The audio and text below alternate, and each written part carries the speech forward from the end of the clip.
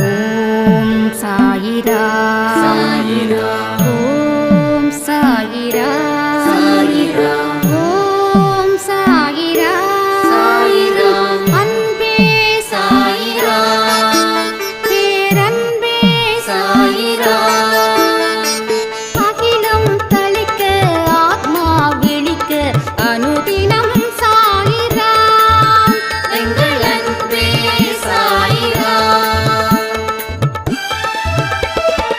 ஒன்றே இறைவன் ஒன்றே பூமிக்கென்றும் சாயிரா சரணம் சாயிரா நன்றே செய்து வாழ்வோம் நாம் ஒன்றே செய்து வாழ்வோம் அன்பே சாயிரா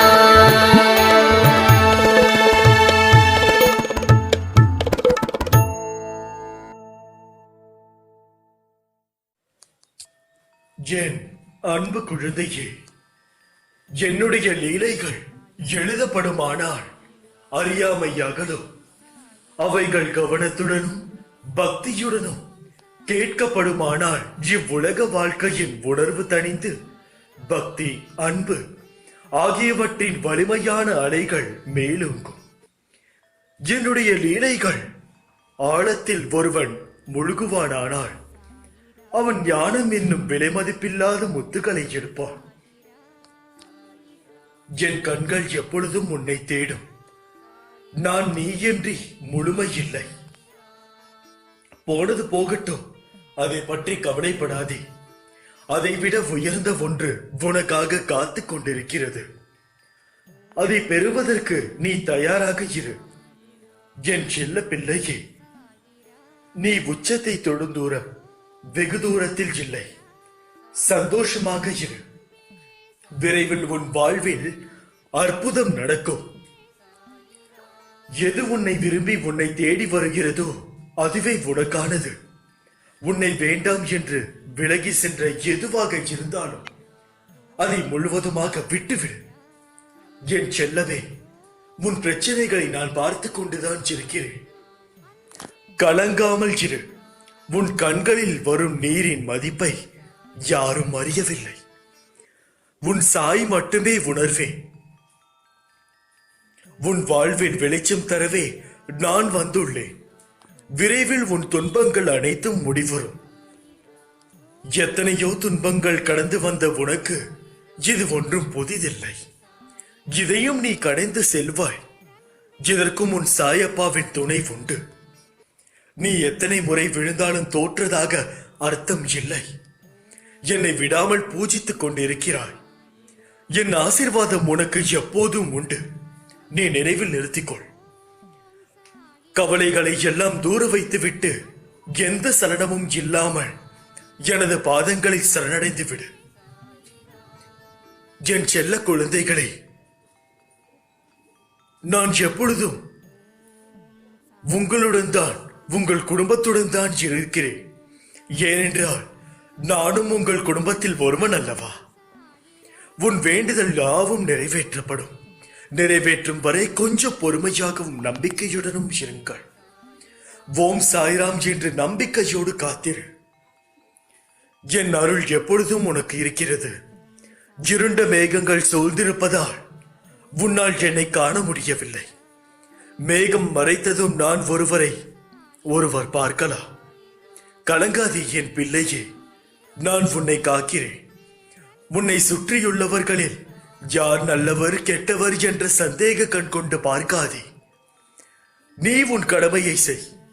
அவர்கள் உனக்கு தீங்கிழைத்தால் அதற்கான தண்டனையை நிச்சயம் அவர்கள் அனுபவிப்பார்கள். கவலைகளை எல்லாம் தூக்கி எறி. வாழ்க்கையை நம்பிக்கையோடு எதிர்த்து நில். அப்போதுதான் தடைகளை தகர்ந்து வெற்றி அடைய முடியும். நிச்சயமாக அது ஒன்றுதான் ஒரே வழி. இல்லையெனில் எதுவும் சாத்தியமே இல்லை. சாத்தியப்படுத்துவதற்குண்டான வழிகள் நம் கையில் தான் இருக்கிறது. உன் இன்றைக்கு நிலை காரணம் யார்? சிந்தித்து பார்த்ததில் தெளிவு பிறந்ததா? உன்னை இந்த கோலத்தில் பார்ப்பதற்காக உன்னை என்னிடம் வருவித்தேன். உனது குறிக்கோளாக நான் உனக்கு நிர்ணயித்து கொடுத்தது என்ன? நீ செய்து கொண்டிருப்பது என்ன? உன் வாழ்வை விட்டு யார் போனால் என்ன? அவர்கள் உன் கூட வந்தவர்களா? இடையில் வந்தவர்கள் இடையில் போகிறார்கள். உன் மனசாட்சிக்கும் எனக்கும் மட்டுமே பதிலளித்தால் போதும். வேறு யாருக்கும் நீ பதிலளிக்க வேண்டிய அவசியம் இல்லை. என் அனுமதி இல்லாமல் நீ யார் நட்பையும் ஏற்காதே என்று சொல்லியும் நீ கேட்காமல் போனதுதான் விளைவாக பார்த்தாயா? போனது போகட்டும். இனியாவது என் வார்த்தைகளை பின்பற்று. உன்னுடன் உன் அப்பா நான் இருக்கும் போது நீ எதற்கும் யாருக்காகவும் கண்ணீர் விடவே கூடாது. இந்த நிலையில் இருந்து வெளியே வா.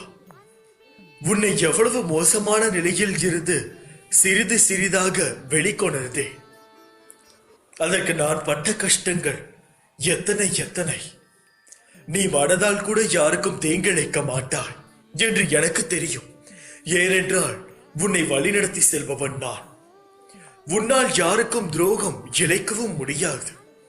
ஏனெனில் நீ என் குழந்தை. இந்த சாயி பொக்கிஷமாக நினைத்து வளர்க்கும் என் குழந்தை. நீ கறந்த பாலை விட சுத்தமானவள் என்று நான் நிரூபிக்கிறேன். அதுவரை நீ பொறுமையாக இரு. யாரிடமும் அளவு கடந்த பாசத்தை வைக்காதே. என்னை தவிர, உன் தாய், தந்தை, சகோதரன் தவிர யாருக்குமே அந்த அருகதை இல்லை. நீ முன்போல் உற்சாகமாக எழுந்து வா. உனக்குள் இருந்து இயக்க நான் இருக்கிறேன். வா. என் ஆலயம் நோக்கி நீ கடந்து வந்த பாதையை நினைத்து பார். நான் அளித்த தைரியத்தை எங்கே தொலைத்தாய்? எழுந்திரு, வா. என்னை நோக்கி வா. என்னை நோக்கி மட்டுமே உன் சிந்தனை இருக்கட்டும், செயல்கள் இருக்கட்டும். இந்த சாயப்பா என்றும் உன்னுடன் இருப்பேன். இதைவிட வேறென்ன வேண்டும் உனக்கு? அங்கு வந்து பார், உனக்காக என்ன காத்து கொண்டிருக்கிறது என்று. வா மகனே, மகளே, எழுந்து வா. உன் தந்தை அழைக்கின்றேன், வா. நான் உன்னை காண வேண்டும் என்று நினைக்கிறேன். என்னை மனதார ஒரு முறை நீ பூஜித்தால் போதும். என்னை நோக்கி வர வேண்டும் என்று கூட அவசியம் இல்லை. என்னுடைய உண்மையான குழந்தை எங்கிருந்து என்னை மனதார ஒரு நிமிடம் நினைத்தால் போதும். உன் வாழ்க்கையில் இனி என்றும் வசந்தமே. செயல்களின் வடிவம் சிந்தனைகளில் இருந்து ஆரம்பிக்கின்றது. பல சிந்தனைகளை நீ அன்றாடம் சந்தித்துக் கொண்டுதான் இருக்கிறாய். ஆனால் செயல் வடிவம் கொடுத்ததாக தெரிவதில்லை. ஏதாவது ஒரு காரணம் கொண்டு காலம் தாழ்த்திக் கொண்டே வருகிறார். காலத்தை அறிந்து பயிர் செய். வாழ்க்கையை வீணடிக்காமல் பயனுள்ளதாக மாற்றிக்கொண்டால் உன் எதிர்காலம் மிக செல்வ செழிப்புடன் விளங்கும் என்பதில் சந்தேகமே இல்லை. சோர்வை என்றும் வளர்க்க விடாதே. பேசும் வார்த்தைகள் உள்ளத்தில் இருந்து வருபவை. அதனால் வார்த்தை பிரயோகத்தில் கவனம் கொள். நீதான் உனக்கான வாய்ப்புகளை உருவாக்கிக் கொள்ள வேண்டும். வந்த வாய்ப்புகளை மிக நன்றாக கையாள தெரிந்திருக்க வேண்டும். நீ முடியும் வரை முயற்சி செய்ய வேண்டும். அதாவது நினைத்த செயலின் வெற்றி பெறும் வரை. வெற்றியினை சிந்தித்துக் கொண்டே இரு. வெற்றியை உருவகப்படுத்தி பார். பிறகு தானாகவே வெற்றியை உருவாக்கு. தேவையான சக்தி உன்னிடம் செயல்பட தொடங்கும். நம்பிக்கைதான் நிகழ்ச்சிகளை உருவாக்குகிறது. நீ என்ன நினைக்கிறாயோ அதுவாக தான் நீ இருப்பாய். இனி நீ என்ன ஆக போகிறோம் என்பதையும் அதுதான் நிர்ணயிக்கிறது. நீ இப்போது எப்படி இருக்கின்றாய் என்றால் இதற்கு முன் நீ என்ன சிந்தித்தாய் என்பதை பொறுத்துதான். எனவே என் வார்த்தைகள் மீது நம்பிக்கை வைத்து இனிமேலாவது காலத்தின் அருமை உணர்ந்து செயல்பட்டால் வாழ்க்கையில் உனக்கு என்றும் வசந்தமே. நல்லதே நடக்கும். நல்லது மட்டும்தான் நடக்கும். சோதனை எல்லாருக்கும் வரும். அதில் இருந்து யாரும் தப்பிக்க முடியாது. ஆனால் நான் அந்த சமயத்தில் உங்களுடன் இருக்க வேண்டும் என்பதுதான் ஒரே சாட்சி. நான் அந்த இடத்தில் இருந்தேன் என்றால் நிச்சயமாக. ஹலோ, என் அன்பு குழந்தையே, எல்லாம் எனக்கு தெரியும். நீங்கள் எனக்கு தூரமாக இருந்தாலும் நான் உங்களுக்கு மிக அருகாமையிலேயே இருக்கிறேன். நீங்கள் என்ன செய்கிறீர்கள், எங்கு இருக்கிறீர்கள் என்று எல்லாம் எனக்கு தெரியும். என் குழந்தைகளில் பலர் உதியை அருந்துகிறார்கள். ஆனால் சிலருக்கு மட்டுமே நாள்பட்ட நோய்கள், ஏன் உயிருக்கு ஆபத்தான வியாதிகள் கூட குணமாகின்றது. அந்த சிலர் யாரெனில் என்னிடம் முழுமையாக சரணாகதி அடைந்தவர்கள், என் பாதங்களின் மீது என் ஒதியின் மீதும் முழுமையான நம்பிக்கையை வைத்தவர்கள். இந்த நம்பிக்கை மருத்துவர்களின் கண்டுபிடிப்புகளை தோற்கடிக்கிறது. அந்த குழந்தைகள் யமனின் கோர பற்களில் இருந்து தப்பி வந்து விடுகிறார்கள். நினைவில் கொள் குழந்தாய், நீ எத்தனை அதிகம் முதியை நம்புகிறாயோ அத்தனை அதிகம் அற்புதங்களை நீ காண்பாய். இந்த சொல்லுக்கு நான் பொறுப்பு. ஏனென்றால் உதி என்ற அந்த ஒரு மகிமை உனக்கு இன்னும் தெரியாமல் கூட இருக்கலாம். உனக்கு எந்த பிரச்சனையாக இருந்தாலும் சரி, என்னுடைய உதி, அதாவது துவாரகமாயில் இருந்து எரித்து எடுத்து வரப்பட்ட உதி, என்னுடைய ஒரு சில ஆலயங்களில் விபூதி கூட கொடுக்கிறார்கள். ஆனால் அந்த விபூதி என்னுடைய உதி அல்ல. துவாரகமாயில் இருந்து மரக்கட்டைகளை வைத்து எரித்து வரக்கூடிய உதி என்னுடைய உதி. உங்களுக்கு எவ்வளவு பெரிய தொந்தரவுகள் இருந்தாலும், உடலில் எவ்வளவு பெரிய நோய் இருந்தாலும், என்னுடைய உதியை நம்பிக்கையுடன் தண்ணீரில் கலந்தோ அல்லது வெறும் வாயிலோ நம்பிக்கையுடன் உண்ணுங்கள். இதை உண்ணுவதால் உங்களுடைய நோய் போய்விடும் என நம்புங்கள். நிச்சயமாக அந்த நோய் உங்களை விட்டு கூடிய விரைவில் போய்விடும். அதற்கு நான் பொறுப்பு. இன்று பிச்சைக்கு உன் இல்லம் தேடி வருகிறேன். உன் துன்பங்கள் அனைத்தையும் பிச்சையாக பெற்றுக் கொள்ளப் போகிறேன். ஆடம்பரத்தை நான் ஒருபோதும் விரும்புவதில்லை. 100 இடங்களில் தையல் போட்ட கப்பினியை அணிந்து கொண்டு கரடுமுரடான கோணிப்பையை ஆசனமாகவும் படுக்கையாகவும் செங்கல்லை தலையணியாகவும் உபயோகித்துக் கொண்டிருந்தார். அவர் என்றும் ஆடம்பரத்தை விரும்பியதே இல்லை என்றுதான் கூற வேண்டும். தன்னிகரற்ற உங்கள் அன்புக்கு தலைவணங்குகிறோம். இந்த குரு பூர்ணிமா நாளில் என்னுடைய மலர் பாதங்களில் உங்களுடைய அன்பை காணிக்கையாக்குங்கள். நான் அதை ஏற்றுக்கொள்வேன். இந்த குரு பூர்ணிமாவுடன் உங்களுடைய பிரச்சனைகள் அனைத்தையும் களைத்து எரிய போகிறேன். நீங்கள் அதில் சந்தேகம் கொள்ள தேவையே இல்லை. ஒவ்வொரு நாளும் நீ கஷ்டப்படுவது நாளை உன்னுடைய நல்லதுக்காக மட்டுமே. நான் உனக்காக தயார் செய்து கொண்டிருக்கிறேன். பயப்படாமல் நீ உன் வாழ்க்கையை கடத்தி சென்று கொண்டே இரு.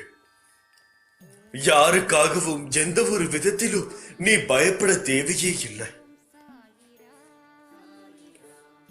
உனக்கு அப்படி ஏதாவது ஒரு பயம் வந்தால் என்னை நீ மனதார நினைத்துக் கொள்ளலாம்.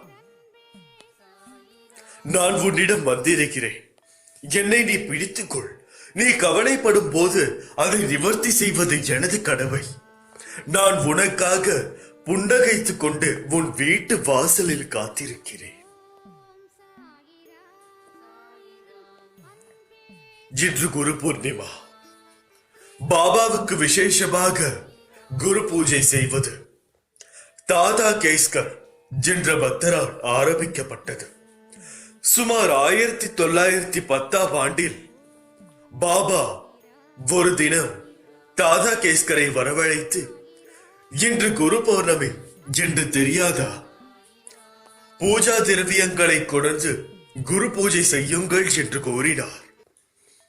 அவ்வாண்டு முதல் பாபாவின் பக்தர்கள் யாவரும் குரு பௌர்ணமி அன்று சமர்த்த சத்குருநாதரான பாபாவுக்கு குரு பூஜையை சிரத்தையுடன் செய்ய ஆரம்பித்தனர். ஷீரடியில் ஒவ்வொரு ஆண்டும் குரு பௌர்ணமி மிக விமர்சையாக 3 தினங்கள் கொண்டாடப்படும். சாய் பக்தர்கள் அனைவரும் இந்த விசேஷமான நாட்களில் ஸ்ரீ சாய் சச்சரிதத்தை படிப்பதும் விஷ்ணு சமஸ்காரம் பாராயணம் செய்து பாபாவின் ஆசியை பெறுகிறார்கள். குருவை முழுமையான நம்பிக்கையுடன் பக்தியுடன் சேவிப்பவர்களுக்கு அவரின் கருணை மழை பொழியும். அப்படி சேவிக்கும் பக்தனின் கூடவே இருந்து காப்பாற்றுவதே அவரின் தர்மம். அவர்களின் துயரங்கள் தீர்த்து வேண்டியது நிறைவேறும். ஸ்ரீ குரு சரித்திரத்தை நம்பிக்கையுடன் படிப்பவர்களின் துயரங்கள் அனைத்துமே விளங்கும், விலகும். இது நம் ஸ்ரீ நரசிம்ம சரஸ்வதி சுவாமிகளின் சத்திய வாக்கு. சப்தாக பாராயணம் 7 நாட்களுக்குள் புத்தகத்தை படித்து முடித்தாள். செய்வதன் மூலம் எல்லா விதமான நேர்மையான கோரிக்கைகளும் நிறைவேறும். ஸ்ரீ குரு சச்சரிதத்தில் குறிப்பிட்டுள்ள வார்த்தைகளை கவனியுங்கள்.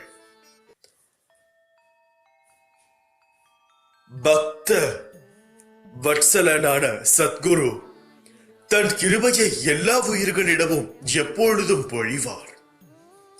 அவரை சேவித்தும் உன் துன்பங்கள் தீரவில்லை என்றால் உனக்கு அவரிடத்தில் முழுமையான பக்தி இல்லை. உன் மனதில் அவரையே சந்தேகிக்கிறார். முழுமையான உண்மையான பக்தி யாருக்கு இருக்கிறதோ அவர்களுக்கு குருவின் அருள் பூரணமாக கிடைக்கும். வாழ்க்கையில் குரு பக்தியே பிரதானம் என்று எடுத்துக்காட்டும் சாயின் கதைகள் மிக புனிதமானது. நமக்கு போதனை அளிப்பது. படிப்பவர்கள், கவனமாக கேட்பவர்கள் உலக சுக நாட்டங்கள் படிப்படியாக குறைவதை உணர்வார்கள். எவ்வளவு நம்பிக்கையும் விசுவாசமும் அதிகரிக்கின்றதோ அவ்வளவு சாயின் பொக்கிஷம் அவர்களுக்கு திறக்கும். அன்பார்ந்த நம்பிக்கையுள்ள பக்தனே இதை அனுபவிக்க முடியும் என்பதில் எந்தவித சந்தேகமும் இல்லாமல் நான் சொல்கிறேன். புதிய வழிகளை உருவாக்கி தருவேன். உனக்குள் இருக்கும் கவலைகளை தூக்கி உனது தந்தையான இந்த சாய் மீது வைத்துவிடு.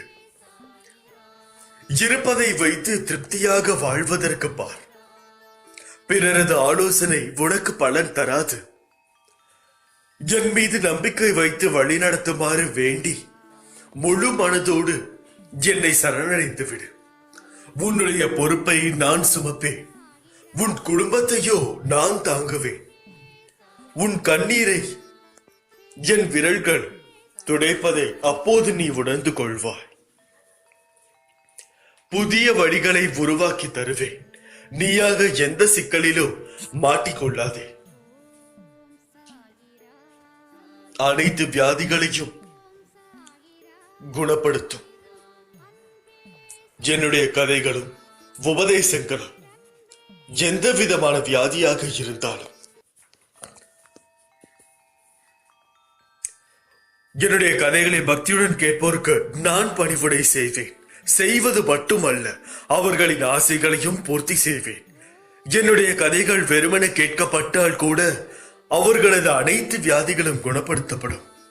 என்னுடைய பக்தர்களை எக்கணமும் அச்சுறுத்துகின்ற ஆபத்துகளின் கோரப் பிரிவுகளில் இருந்து நான் வெளியே இழுத்து விடுவேன். இந்த நாள் உனக்கு இனிய நாளாக அமையட்டும். இப்படிக்கு உன் சாயப்பா. அல்லாஹ் பாரிக். என் அன்பு குழந்தையே, நீ என் ஆலயத்திற்கு வந்தால் உன் அனைத்து சந்தேகங்களுக்கும் நான் பதில் தருவேன். பாவம், நீ பிறர் மீது பாசம் வைத்தே உன்னை நீ தொலைத்து விட்டாய்.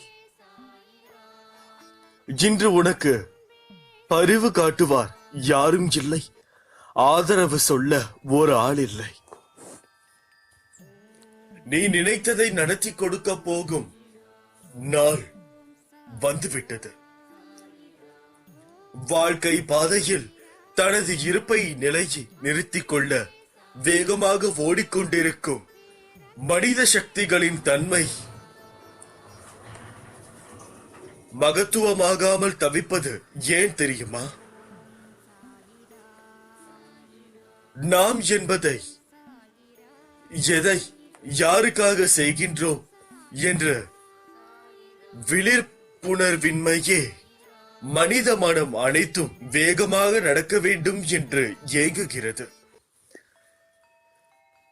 ஏழை முதல் பணக்காரர் வரை, 70 முதல் படுப்பது வரை நாம் உருவாக்கியுள்ள தன்மைகளுக்காக வேகமாக ஓடுகின்றோம். ஓடாமல் நின்று விட்டால் தோற்று விடுவோமோ என்ற அச்சம்.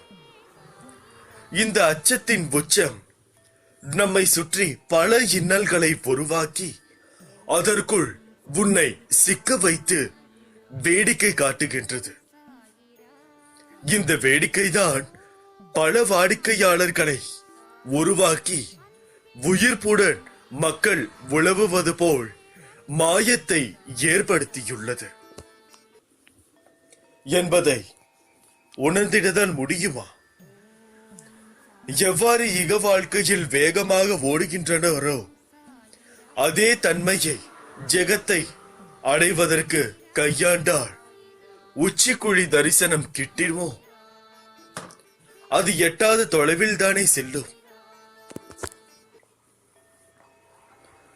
மனிதனுக்குள் எழுந்த இந்த வேகமான தீயை தணிக்க துரித ஆன்மீகம் கடைவிரிந்து காத்துக் கொண்டிருக்கிறது. இங்கே வந்தால் உங்களின் பிரச்சனைக்கு தீர்வு கிடைத்துவிடும். இத்தனை நாளுக்குள் நீங்கள் உயர் ஞானத்தை அடைந்திட முடியும். நெற்றிக் கண்ணை திறந்து முக்காலம் அறியும் ரகசியத்தை கற்றுக்கொள்ளுங்கள் என்ற அழைப்பு உங்கள் ஒவ்வொருவரையும் நோக்கி குவிந்திருக்கும் தானே. எதை தின்றால் நம் பித்தம் தெளியும் என்ற எண்ணத்தில் ஓடுபவர்களுக்கு அனைத்தும் சிறப்பானதே. ஆனால் ஆத்ம தரிசனத்தின் ஆணிவேர் எங்கிருக்கின்றது தெரியுமா? எவ்விடத்தில் ஓட்டத்தை துவங்குகின்றீர்களோ அங்கே மறைபொருளாகப்பட்டுள்ளது. ஒரே ஒரு முறை அதை திரும்பி பார்த்தாலே அதுவே தன்னை உனக்கு காட்டும். 24 மணி நேரத்தில் ஒரு அரை மணி நேரம் உனது உடல், மனம், புத்தி எப்படி இயங்குகின்றது? அது நலமாக இருக்கின்றதா?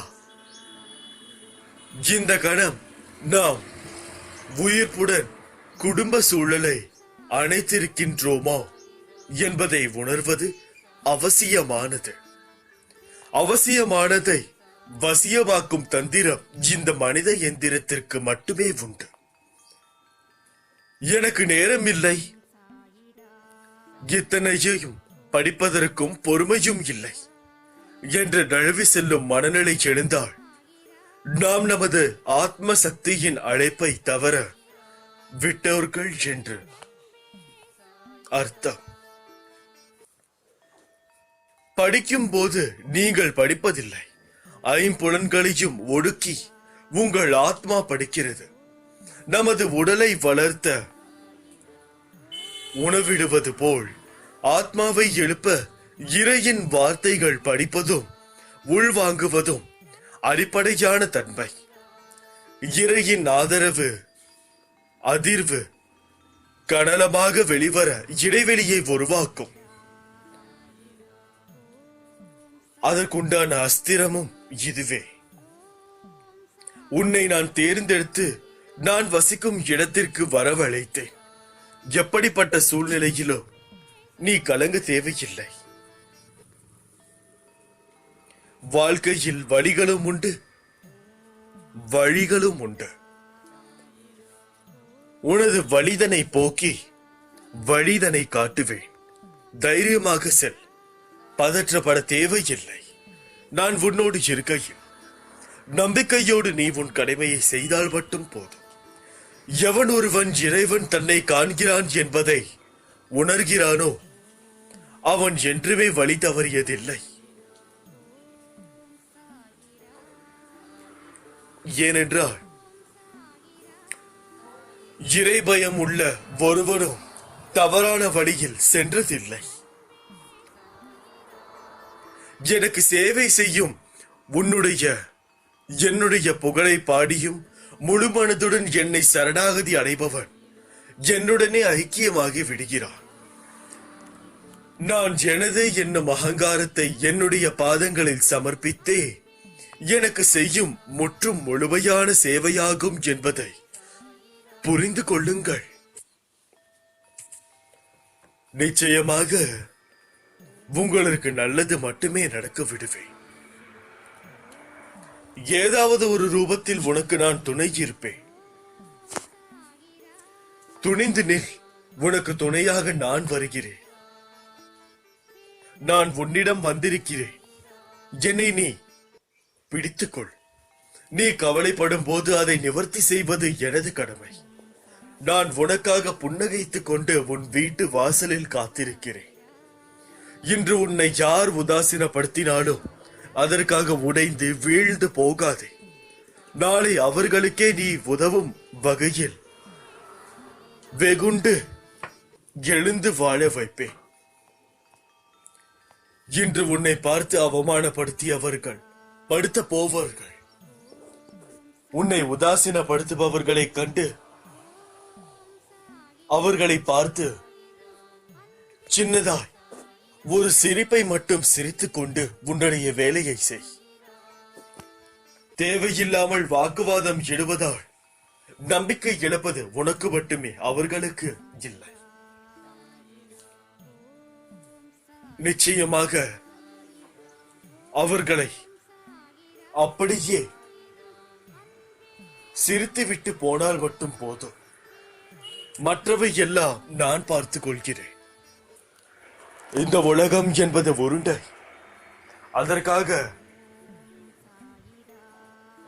அவர்கள் உன்னை உதாசீனப்படுத்தியது போல நீயும் அவர்களை உதாசீனப்படுத்த வேண்டும் என்பதில் அவசியம் இல்லை. உனக்கு பதிலாக வேறொருவன் நிச்சயமாக அவர்களை உதாசீனப்படுத்துவான். உன்னை இன்று யார் திட்டினாலும் அவர்களிடத்தும் எதுவும் பேச வேண்டாம். ஏனென்றால் உங்களை ஒருவர் திட்டுவதாலேயோ கஷ்டப்படுத்துவதனாலேயோ உங்களுடைய கர்மாக்களை அவர்கள் எடுத்துக் கொள்கிறார் என்பது அர்த்தம்.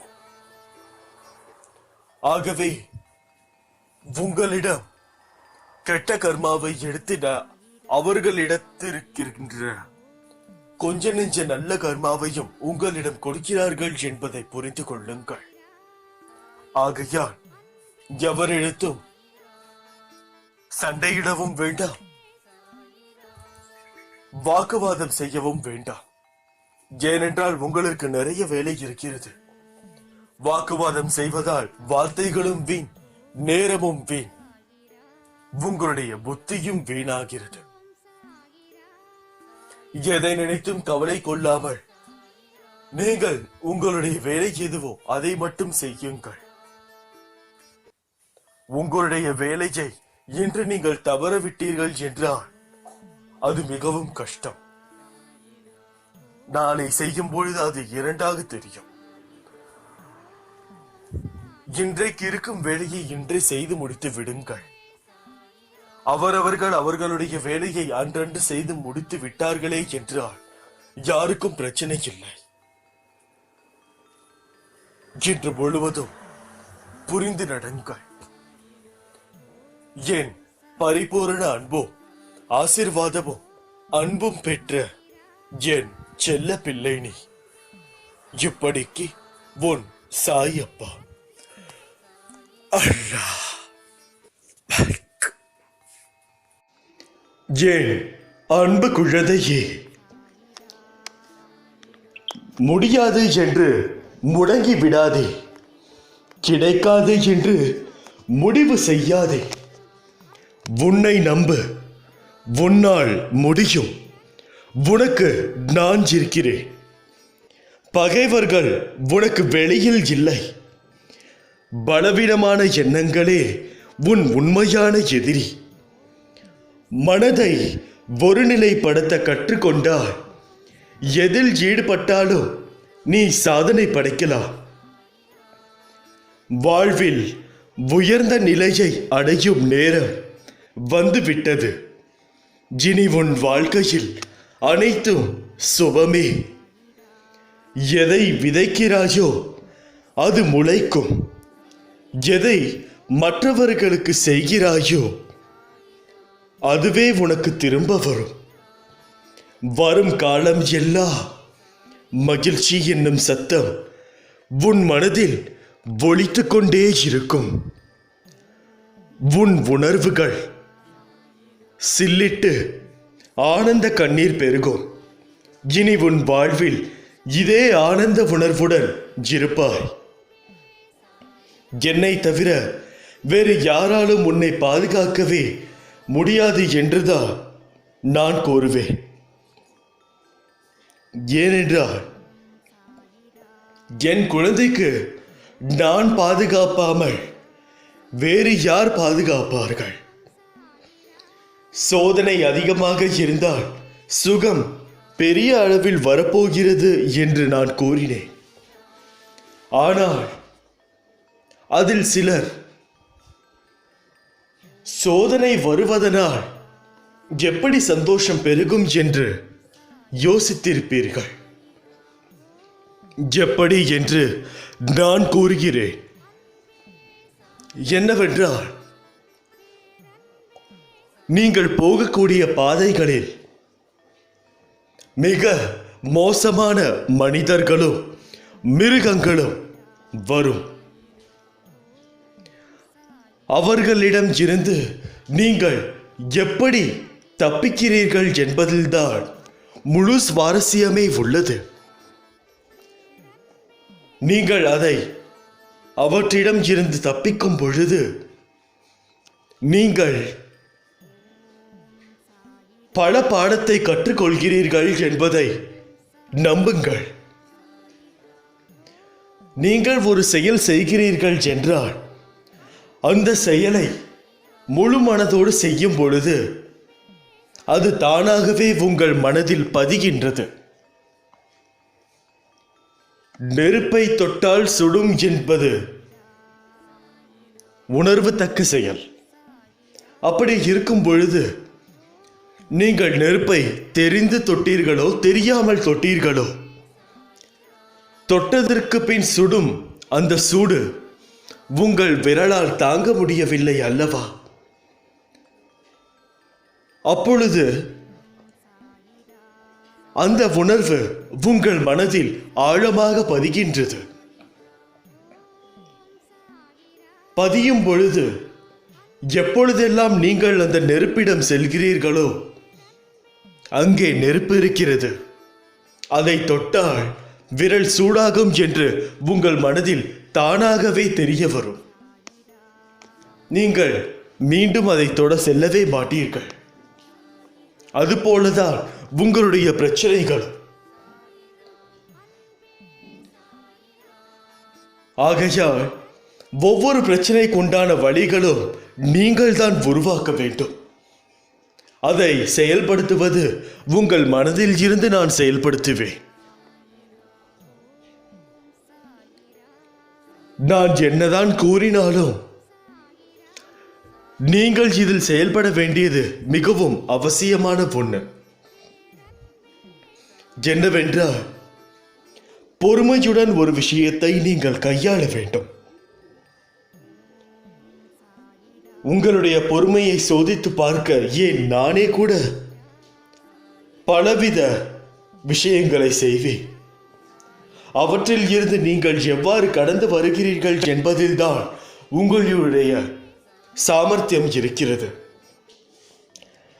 எவ்வளவு துன்பங்கள் வேதனைகள் வந்தாலும் அவற்றை எல்லாம் நீங்கள் கடந்து வர வேண்டும். ஏனென்றால் கடந்து போவதுதான் வாழ்க்கை. இந்த வாழ்க்கையில், இந்த பூமியில் உங்களுடைய உடல் கூட உங்களுக்கு சொந்தம் இல்லை என்று நான் கூறியிருக்கிறேன். யாராவது உங்களை விட்டு சென்றார்கள் என்றால் அதை யோசித்துக் கொள்ளுங்கள். போனால் போகட்டும், இந்த தேகமே எனக்கு சொந்தம் இல்லை என்று கூறிக்கொள்ளுங்கள். வீட்டில் இருக்கும் அன்பை வைத்துவிட்டு வெளியில் பிற அன்பை தேடாதீர்கள். வீட்டில் இருக்கும் அன்பு தூய்மையான அன்பு. வெளியில் காட்டும் அன்பு, அதாவது உங்களிடம் ஏதாவது ஒரு விஷயத்தை எதிர்பார்த்து வரும் அன்பு, மிகவும் ஆபத்தானது. உங்களுடைய தேவைக்காக உங்களையே கொல்லும் அளவிற்கும் அது சென்றுவிடும். நீண்ட நாட்களாக உங்களது வேண்டுதல்கள் வைத்துக் கொண்டே இருக்கிறீர்கள். இவையெல்லாம் நான் ஏன் செய்யவில்லை என்று நீங்கள் சொல்கிறீர்கள். ஏனென்றால் அதற்கு உண்டான தக்க சமயம் வர வேண்டும். வந்தால் மட்டுமே என்னால் அதை செயல்படுத்த முடியும். நேரம் வந்தாலும் அது உங்களுக்கு உகந்ததா என்று நான் சோதிப்பேன். அதற்கென சில சங்கடங்களையும் கஷ்டத்தையும் கொடுப்பேன். அந்த பொருளிற்காக நீங்கள் எதை வேண்டுமானாலும் இழக்க தயாராக இருக்கிறீர்களா என்று கூட சோதிப்பேன். அப்பொழுது முடிவெடுக்க வேண்டியது நீ மட்டும்தான். அந்த பொருளிற்காக பிறரை நீ துளைக்க வேண்டுமா வேண்டாமா என்பதை முடிவெடுக்க வேண்டியது நீதான். ஆகையால் இந்த முடிவுகளுக்கு இடையேதான் நீ வேண்டக்கூடிய அந்த விஷயம் ஒளிந்திருக்கிறது. எது எப்படி நடக்க வேண்டாலும் நடக்கட்டும் என்று கூறுகிறவர்கள் வேறு.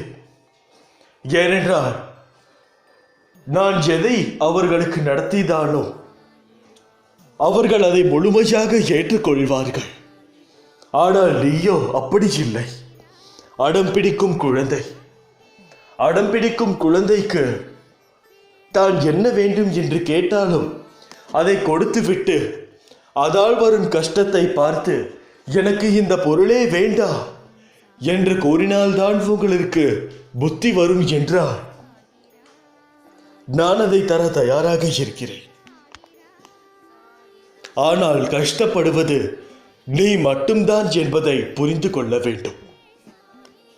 இப்படிக்கு உன் சாயப்பா. அல்லாஹ் மாலிக்.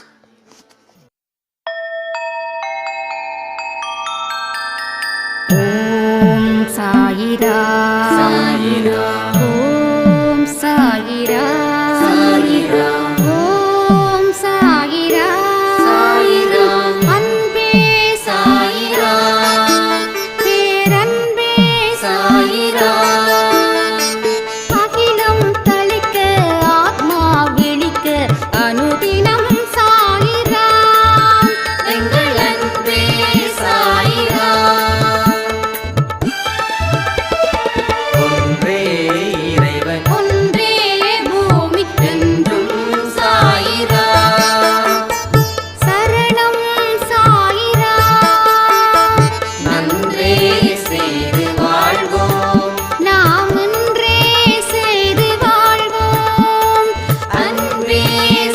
சாயிரா